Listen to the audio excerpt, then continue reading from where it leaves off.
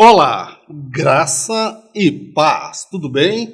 Meu amado irmão, minha amada irmã em Cristo Jesus. Estamos de volta para mais um programa no projeto Auxílio ao Mestre.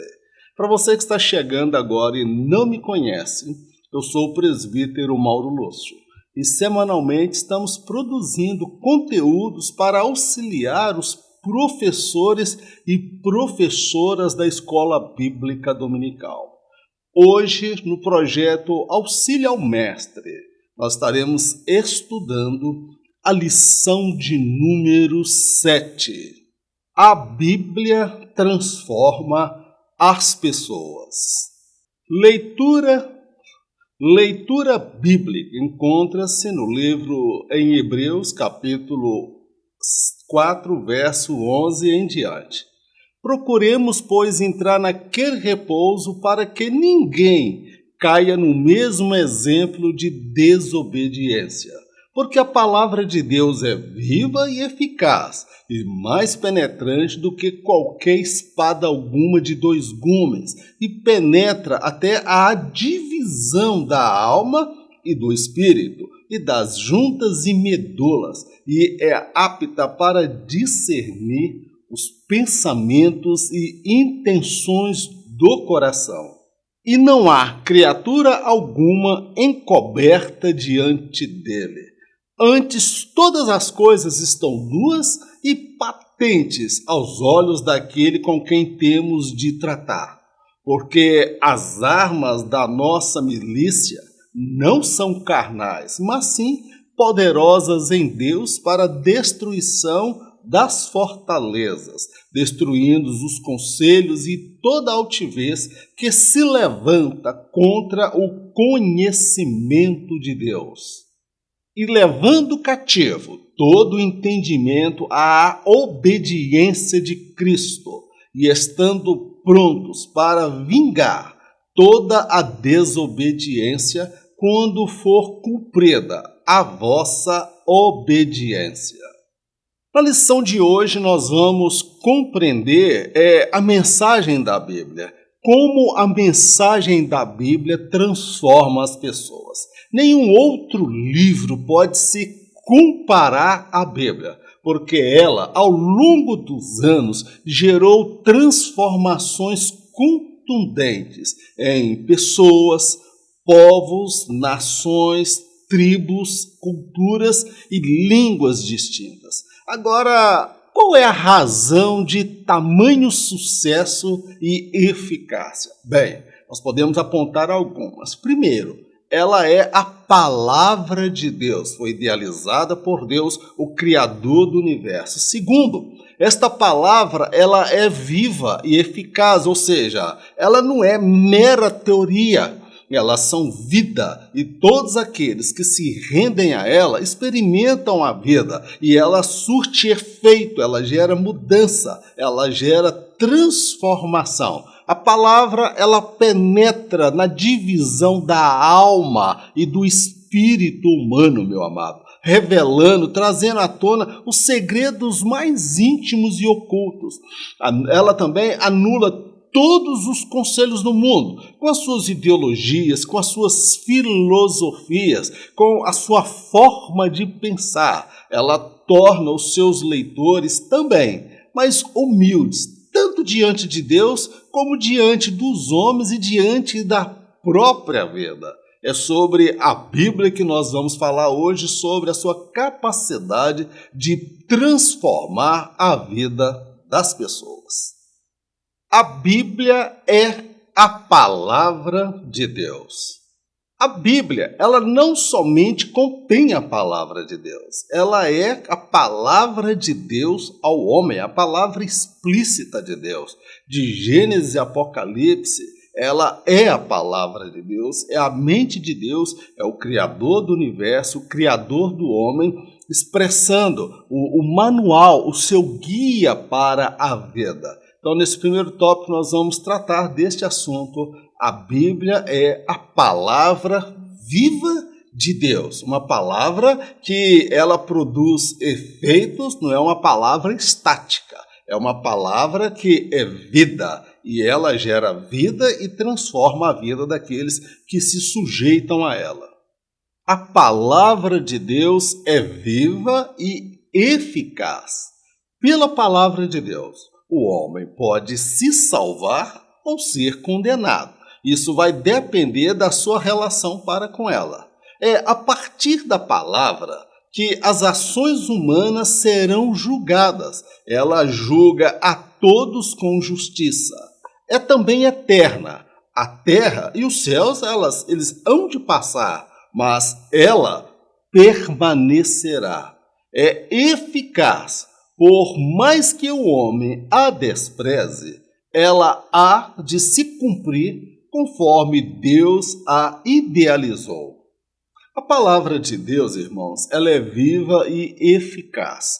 Vamos aqui analisar o seguinte: é pela palavra que Deus criou todas as coisas. Tudo que existe surgiu a partir da palavra de Deus, tá bom, meu? E Deus determinou e houve luz e a luz veio ao mundo. Deus determinou e o invisível surgiu a partir da palavra de Deus, o mundo visível e o mundo invisível. E é por esta palavra que é viva e eficaz é que o homem vai ser salvo ou vai ser condenado.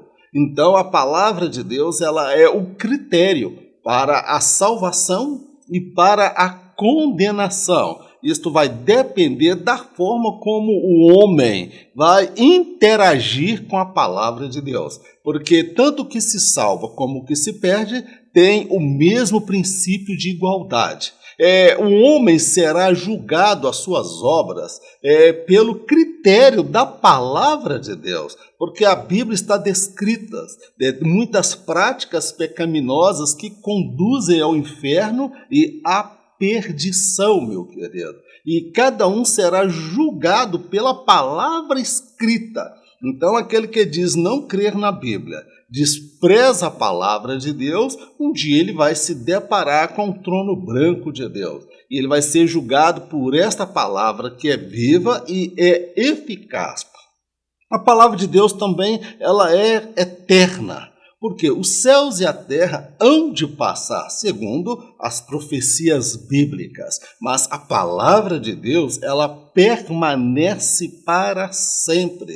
E outra coisa, a incredulidade humana, ela não anula a eficácia da palavra. Por mais que o homem natural, o descrente, o ímpio, ele venha desprezar e de rejeitar a palavra de Deus, meu querido, ela continua sendo a verdade absoluta de Deus e ela vai se cumprir conforme Deus a idealizou, porque a palavra de Deus ela é viva e eficaz e Deus zela sobre a sua palavra para a cumprir. A palavra de Deus é espada penetrante. A palavra penetra no mais profundo do homem. Ela arranca as máscaras da religiosidade e revela o homem como ele é de fato.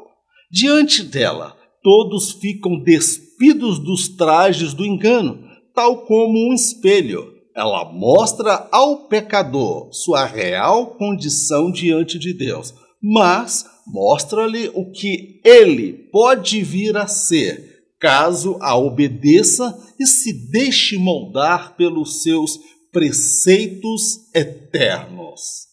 A palavra de Deus ela é semelhante a uma espada penetrante, uma espada de 2 gumes, tá bom, meu amado? Ela penetra até lá na divisão da alma e do espírito. Ela vai no mais profundo, no âmago do ser humano. Então a palavra de Deus, ela podemos dizer que ela arranca a máscara da religiosidade, porque ela revela o homem como ele é, meu amado. Jesus ele teve muitos embates com os religiosos da sua época, e Jesus arrancou a máscara deles e expôs a nudez deles, porque eles tinham aparência de piedade, mas o coração estava longe de Deus. Diante da palavra, todos ficam despidos. da sua autojustiça, da autopiedade, da sua religiosidade ou do engano, meu amado. Porque alguém pode ter uma aparência de piedade, mas na verdade é um lobo travestido de ovelha. E a Bíblia revela o homem como ele é. Ela mostra, é semelhante a um espelho. A Bíblia, ela mostra a verdadeira imagem do ser humano. E nós, quando nos vemos diante da Bíblia, nós vemos um espelho. Quando eu vejo Paulo falando que o bem que eu quero fazer, eu não faço, mas o mal que eu não quero, este eu acabo fazendo. Paulo está se referindo que ele viu praticamente uma imagem dele de frente do espelho, o ser falho, imperfeito, com todas as suas fraquezas. Ela revela-nos quem de fato nós somos, mas com um atenuante. Ela mostra-nos também aquilo que nós podemos ser. A palavra de Deus referindo a Paulo, olha, e eu lhe mostrarei o quanto lhe importa padecer pelo meu nome. Paulo se deparou com a realidade de que ele era inimigo de Deus e estava lutando contra Deus. Mas ele compreendeu a graça de Deus na sua vida. Porque quando o pecador se arrepende e passa a obedecer a palavra de Deus e seus preceitos, ele passa a se tornar uma nova criatura. E dia após dia o Senhor vem lapidando o seu caráter, a sua essência e a sua natureza. Porque esta palavra é como uma espada penetrante, que vai lá no âmago, no íntimo do homem, e vem transformando ele de dentro para fora, e não o contrário. A palavra de Deus é apta para discernir. A partir da palavra de Deus, descobrimos que não somos a pessoa que gostaríamos de ser. Por mais elevados que sejam nossos ideais, somos seres fracos e imperfeitos. Pedro acreditou ser forte o suficiente, até que o galo cantou e ele se deparou com uma triste constatação. As palavras de Jesus a seu respeito eram verdadeiras. Ele não era a pessoa que até então acreditava ser. A palavra de Deus, irmãos, ela serve para discernir, apta para discernir. O que é isso? É mostrar o que está oculto, é mostrar aquilo que não está patente, aquilo que não está tão perceptível assim. Então, é a partir da palavra de Deus que nós descobrimos que não somos a pessoa que nós gostaríamos de ser. Nós gostaríamos de ser mais santo, orar mais, ler mais, jejuar mais, ser mais dedicados, envolvidos com a palavra de Deus. Mas nós encontramos dentro de nós um outro ser, uma natureza que não tem prazer na lei de Deus. E nós vamos travar uma batalha contra essa natureza, contra a carne, que a Bíblia define como a carne, a luta contra a carne e o espírito. O espírito está forte, preparado, mas a carne é fraca. Então, meu amado, por mais elevados que sejam os meus ideais e os seus ideais relacionados à obra de Deus, nós somos seres fracos e imperfeitos. E muitas vezes não sabemos quem realmente nós somos, até que a palavra de Deus nos revele. Pedro, por exemplo, ele acreditou que era forte o suficiente. Jesus falou: Pedro, antes que o galo cante, tu vai me negar 3 vezes. Ele falou: de forma alguma, esta palavra vai se cumprir, porque eu estou contigo e não abro, eu vou até o fim. Meu irmão, até que o galo cantou. E quando o galo cantou, Pedro se lembrou das palavras de Jesus. Ele teve uma triste constatação. As palavras que Jesus havia falado a seu respeito eram verdadeiras. Pedro, ele percebeu naquela hora que ele não era a pessoa que até então ele imaginava e acreditava ser forte o suficiente. A palavra de Deus, ela serve para discernir. Ela nos mostra quem realmente nós somos. Mas sabe qual é o nosso consolo? É saber que a graça de Deus se aperfeiçoa na nossa fraqueza. Porque quando estamos fracos, e não nos achamos autossuficientes, é aí que a graça de Deus ela é transbordante nas nossas vidas. Glórias a Deus. A Bíblia anula os conselhos do mundo. Nesse tópico nós vamos analisar o poder transformador da Bíblia. Nós vemos aí no mundo, com as suas ideologias, suas filosofias, o ateísmo, o evolucionismo, nós vamos ver aí as várias formas de cosmovisão de mundo que nós temos aí dentro da sociedade, nos centros acadêmicos. Então, a Bíblia, ela anula todos estes falsos conselhos, essas falsas ideias, essas pseudociências e filosofias e ideologias de cunho satânicas. Então nós vamos compreender como a Bíblia ela anula esse conselho, esse espírito do engano no nosso meio. É sobre isso que nós vamos falar nesse tópico. As armas da nossa milícia. A mensagem da Bíblia abrange duas dimensões, a física e a espiritual, de forma bem explícita. Ela descreve como estas dimensões coexistem. Há uma batalha no mundo espiritual em curso. Seus efeitos são percebidos neste mundo físico.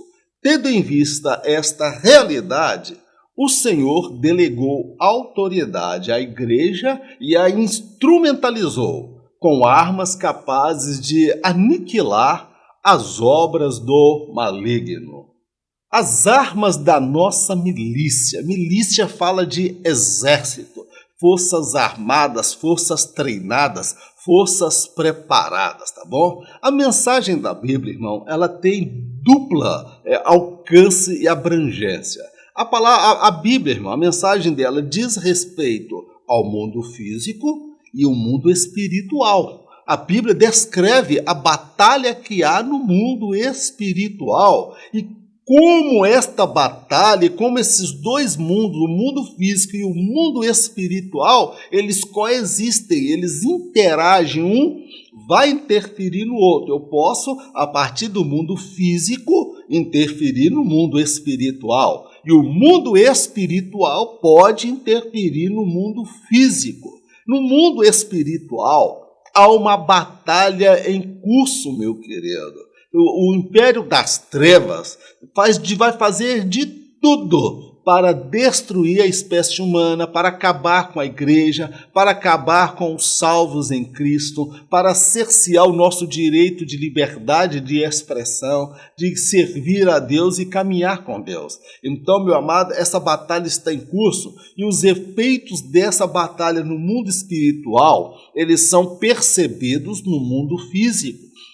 Jesus falando acerca do diabo e os seus anjos, os apóstolos vieram, Senhor, no teu nome nós expulsamos os demônios, curamos os enfermos. Jesus falou, olha, eu vi Satanás caindo como um relâmpago, como um raio. Então está falando da autoridade, como a autoridade do nome de Jesus estava interferindo no mundo espiritual.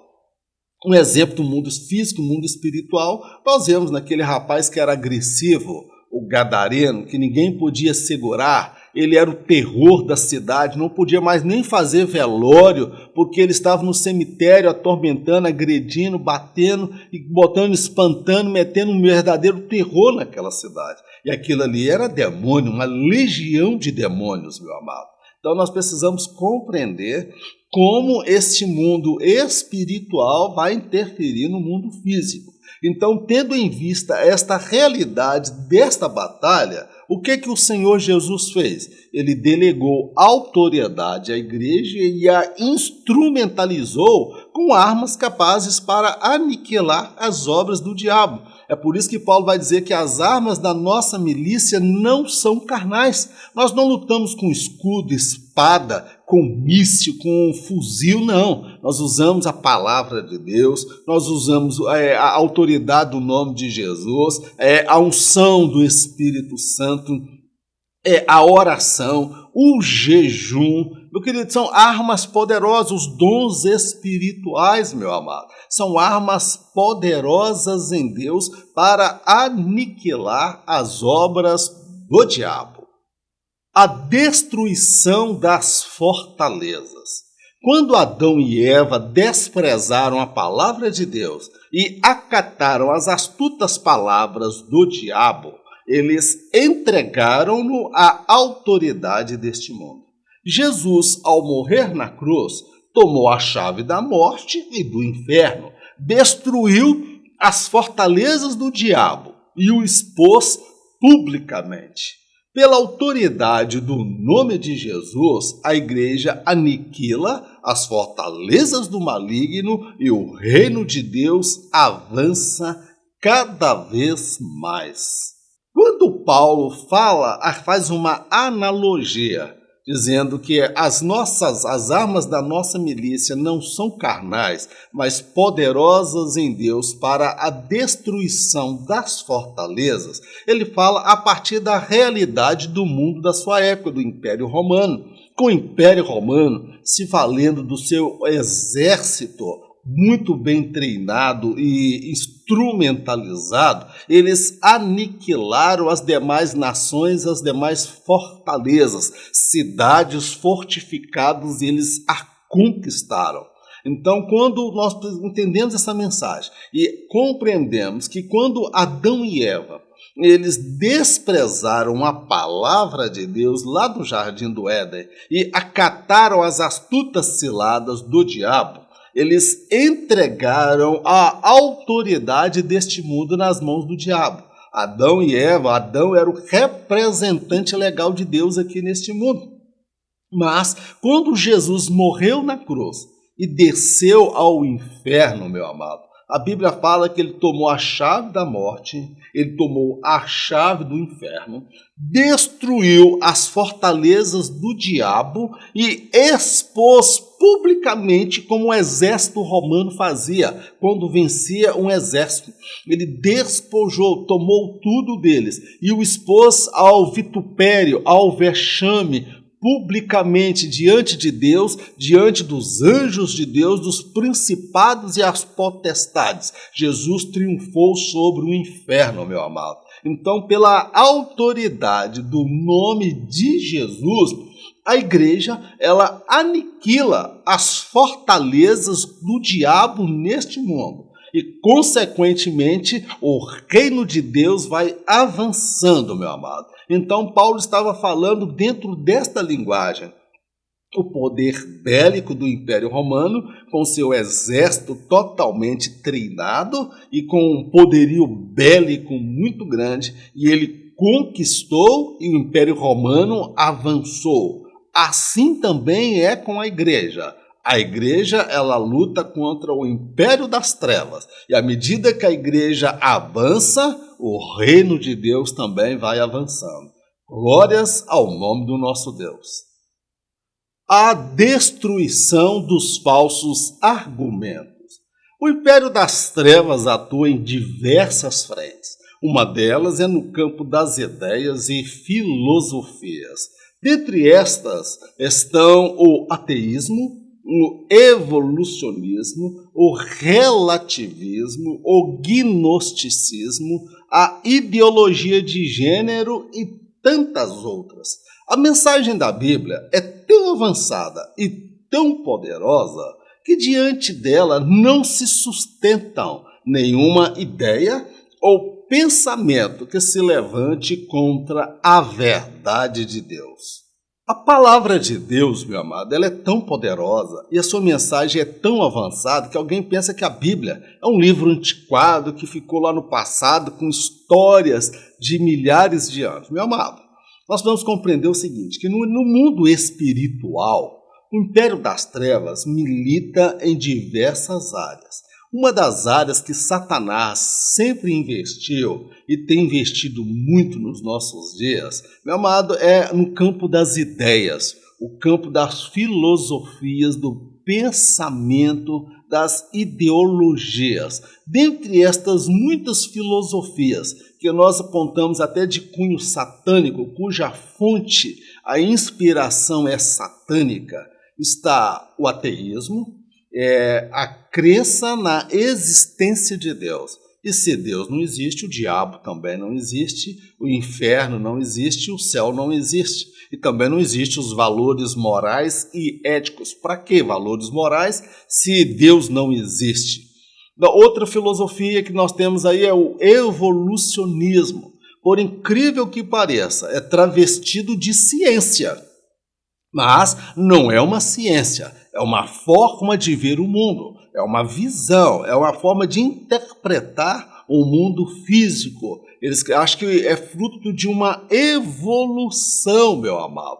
E a Bíblia, ela é da postura nós somos do postulado, e a Bíblia é do criacionismo, tudo foi criado. Outra filosofia, forma de ver, é o relativismo moral. O que é bom, o que é verdade para você, pode não ser verdade para mim. Não existe verdade absoluta. Nós temos também o gnosticismo, ideologia de gênero e tantas outras. Agora, meu amado, a mensagem da Bíblia, ela é tão avançada, muito mais avançada do que qualquer centro acadêmico deste mundo.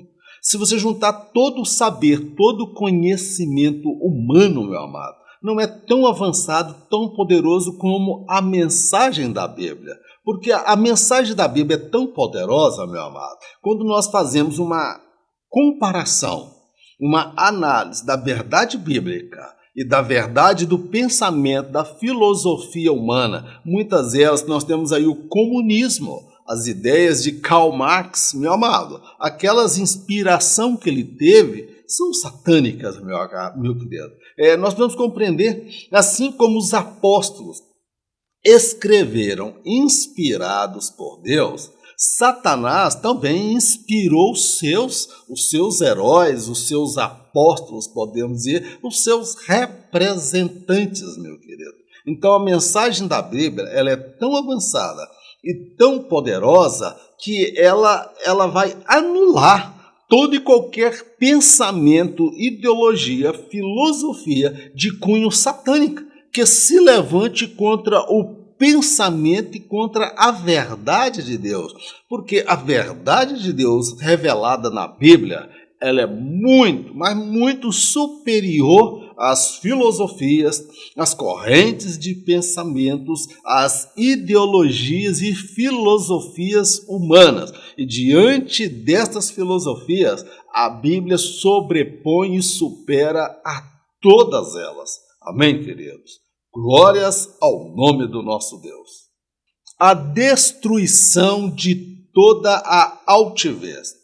A queda de Adão despertou o que havia de pior no ser humano.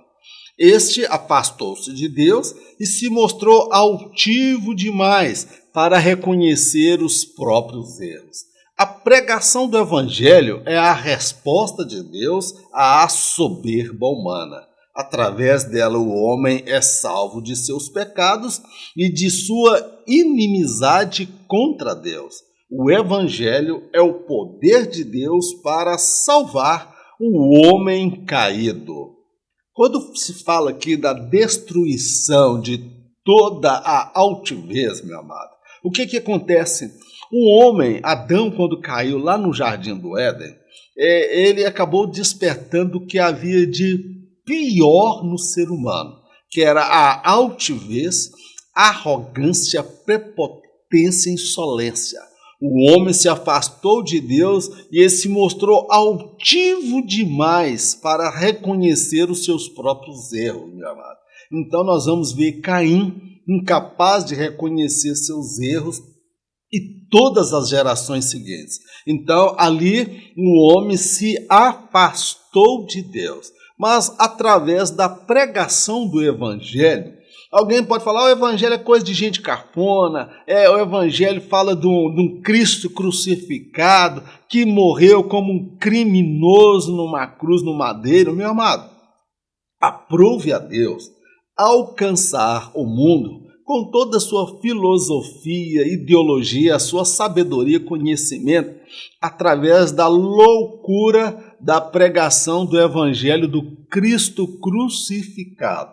Então, o evangelho é a resposta de Deus à soberba humana. Eu me faz lembrar aqui Naamã, que queria a cura, mas ele era soberbo demais para se sujeitar aos padrões de Deus. Mas ele teve que se humilhar. E uma vez que ele se humilhou, ele não somente recebeu a cura física, mas também a salvação, porque ele foi transformado em um novo homem. A pregação do evangelho é a resposta de Deus à soberba humana, através da pregação do evangelho.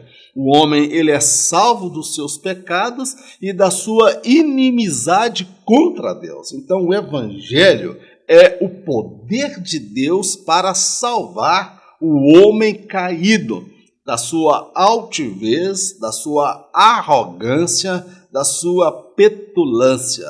O homem tem que se humilhar como Naamã para depois experimentar que Deus é bom, é lindo, é maravilhoso. Glórias a Deus. A Bíblia nos torna humildes. Uma coisa maravilhosa na Bíblia é que quando mais conhecemos Bíblia, mais sabemos que nós somos imerecedores da graça de Deus. Quanto mais crescemos na graça de Deus, mais indignos e imerecedores nós nos sentimos. Isso é uma das características da Bíblia. Ela torna as pessoas humildes. É sobre isso que nós vamos falar neste tópico. Deus aborrece a soberba. A altivez, a soberba e o orgulho são pecados que se manifestam através do espírito humano e o Senhor abomina esta postura de vida.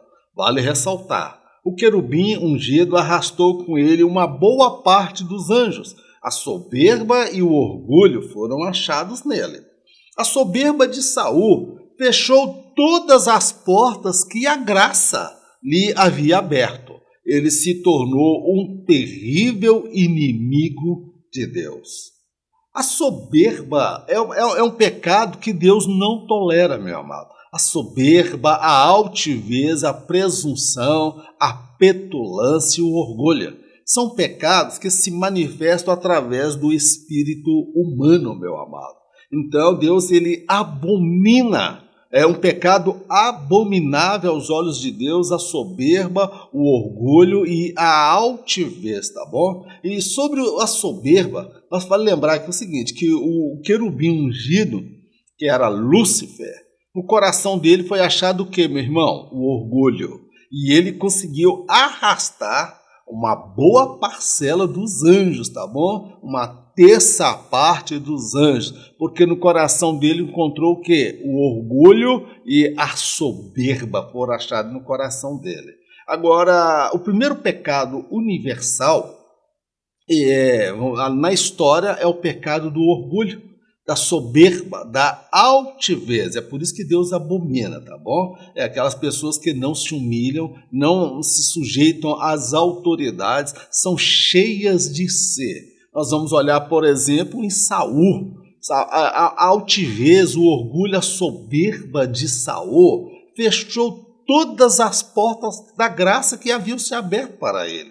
Ele era simples na casa do pai dele, ele cuidava das ovelhas, ele jamais chegaria àquela posição que ele chegou. E uma vez que ele chegou, ele idolatrou o cargo, ele idolatrou a posição. Chegou ao ponto de Deus rejeitar a sua liderança, mas não a sua pessoa. Mas ele se mostrou altivo, soberbo, ele se mostrou um verdadeiro, um terrível inimigo de Deus.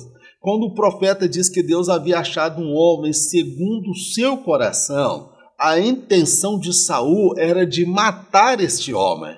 E este homem era Davi. Ele mataria Davi, mataria Jonatas, mataria qualquer um que se colocasse no seu caminho, porque ele se mostrou que orgulho, soberbo demais, e até na hora da morte, ele pega a espada e lança-se sobre ela, cometendo o que nós conhecemos de suicídio. Sabe por qual razão? para que os filisteus, os incircuncisos, que não eram judeus, não colocassem a mão sobre ele. Até na hora da morte ele estava altivo, soberbo e arrogante, meu querido. Então Deus, ele aborrece, Deus abomina a altivez, a soberba e o orgulho. E estes aí são pecados que se manifestam no espírito humano e não na carne, tá bom? Isso aí é tema para um outro estudo. Cristo é nosso exemplo de humildade. Diferente de muitos teóricos da fé, ao discorrer acerca da humildade, Jesus não se limitou ao campo das teorias. Ele a demonstrou em todo o seu ser e em tudo que fez. Alguém até pode simular uma suposta humildade, mas suas reações é que revelarão quem ela é de fato. Todas as ações e reações de Jesus eram um reflexo do seu caráter manso e humilde. Quando Jesus fala, aprendei de mim, que sou manso e humilde de coração, meu querido, eu admiro Jesus, sabe por quê? Embora ele fosse o Filho de Deus, ele nasceu numa manjedoura, veio como filho do seu José carpinteiro e da dona Maria. Ele não achou lugar nem para ele nascer, ele foi nascer no estrado, ele foi nascer no meio dos animais, meu amado, na manjedoura. Então, meu amado, ele não ficou somente no campo da teoria, discorrendo, falando de humildade. Então, Jesus, ele foi no campo da prática. Ele demonstrou a prática na sua concepção, ele demonstrou a prática na sua gestação, ele demonstrou a humildade no seu nascimento, porque ninguém escolhe onde vai nascer, mas Deus escolheu onde o filho dele iria nascer. Foi num lugar simples, humilde, uma família humilde. Ele não foi encontrado nos castelos e nos palácios. Alguém, amado, pode até demonstrar uma aparência de piedade, de compaixão, mas pisa no calo para você ver. Porque as pessoas, as ações, elas podem ser o quê? Persuasivas, elas podem ser planejadas, as pessoas podem demonstrar uma certa aparência de humildade. Mas, meu amado, as reações é que revelam realmente quem aquela pessoa é de fato. Nesse sentido, Jesus ele teve não somente ações humildes, mas as reações de Jesus, quando ele foi traído por um dos seus apóstolos, ele disse, amigo, o que você veio fazer aqui? Amigo, por que você me traiu? Ele não chegou esbravejando, xingando, acusando, não. Ele o chamou ao traidor de amigo. Meu irmão, ninguém, na sua natureza normal, com o uso das suas faculdades mentais, diante de uma situação dessa, vai responder com brandura e com ternura. Jesus, as reações de Jesus revelavam o seu caráter manso e humilde. Jesus, ele é o nosso exemplo maior de humildade. E a Bíblia, ela nos torna pessoas humildes. A humildade é uma virtude cristã. Para o cristão, a humildade é muito mais que uma virtude. Ela é uma condição estabelecida por Deus quanto à salvação. O salvo em Cristo tem no seu caráter as marcas de Jesus, isto é, ele é humilde, seu estilo de vida é modesto, suas ações e reações são próprias de quem andou e aprendeu com seu Senhor. Quem anda com Cristo e tem o aroma de Cristo, fala como Cristo, age como Cristo. Quem anda com porco, farelo come. Então, meu amado, quando Jesus ele fala, aprendei de mim que sou manso e humilde de coração, ele estava dizendo que a humildade ela é muito mais do que uma virtude, irmãos. Ela é uma condição, tá bom? Por isso que a Bíblia vai dizer, olha, sujeitai-vos, portanto, a Deus, resisti o diabo e ele fugirá de vós. Humilhai-vos perante a potente mão do Senhor, e Ele ao seu tempo vos exaltará. Então, para o cristão, a humildade é muito mais do que uma virtude, irmãos. A humildade, ela é o quê? Uma condição, é uma característica que atesta que de fato aquela pessoa é salva em Cristo Jesus. Então, aquele que anda com Cristo, que é cidadão do céu, o seu caráter, a sua personalidade, a sua forma de falar, de vestir, de agir, as suas ações e as suas reações serão próprias de quem realmente andou com Jesus, de quem de fato aprendeu o caminho da modéstia, o caminho da simplicidade, daquele que não põe a confiança em si mesmo e nas coisas, nos bens que possui, talvez na sua autoconfiança, na sua religiosidade, na sua autojustiça. Ele primeiro aprendeu a não confiar no seu mérito, porque a salvação ela é dom de Deus, não é meritocracia, é fruto do sacrifício de Jesus. E Jesus ele foi obediente até a morte de cruz, ele foi humilde. E nós devemos ter esta marca na nossa vida.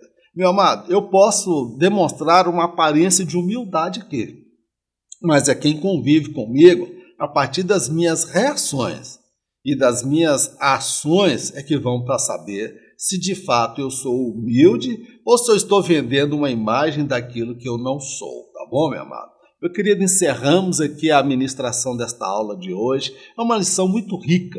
Falar sobre a Bíblia transforma a vida das pessoas. Poderíamos abordar muitas outras facetas aqui desse tema, mas nós nos atemos a falar aquilo que foi proposto pela Casa Publicadora. A minha oração é para que o Espírito Santo complete na sua vida aquilo que não me foi possível em virtude das minhas limitações. Vamos orar? Eterno Deus, nós te agradecemos por mais esta oportunidade de aprendermos juntos da tua palavra. A ti, Senhor, toda a honra, toda a glória, todo louvor. Molda-nos a partir da tua palavra. Transforma a nossa vida. Faz-nos, ó Pai, um instrumento nas tuas mãos. Ensina-nos a ser humildes, a sermos modestos.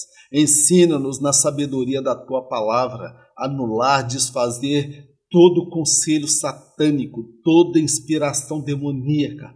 Dá-nos a sabedoria, a revelação da tua palavra, que é tão elevada, que é tão rica, que é tão profunda, que diante dela não há nenhuma filosofia, pensamento que se coloque de pé contra o conhecimento de Deus. Meu Deus, abençoa teu servo e a tua serva. Dá-nos a tua bênção, nós assim te oramos, agradecidos no nome do Senhor Jesus. Amém. Que o grande amor de Deus, a graça do nosso Senhor e Salvador Jesus Cristo, as doces consolações do Espírito Santo de Deus, seja com todo o povo de Deus, não somente hoje, mas para todo sempre. Em nome de Jesus, amém. Glórias a Deus. Se não houver arrebatamento, na próxima lição estaremos juntos aprendendo a palavra do nosso Deus. Mas, em caso de arrebatamento, eu tenho a certeza que eu não estarei aqui para ministrar a próxima lição. Mas não fica triste, não. Mas eu tenho a certeza que nem você também estará aqui. Porque em caso de arrebatamento, eu encontro com você por sobre as nuvens. Amém, querido? Um forte abraço. Deus abençoe a todos. Fique na paz, em nome de Jesus.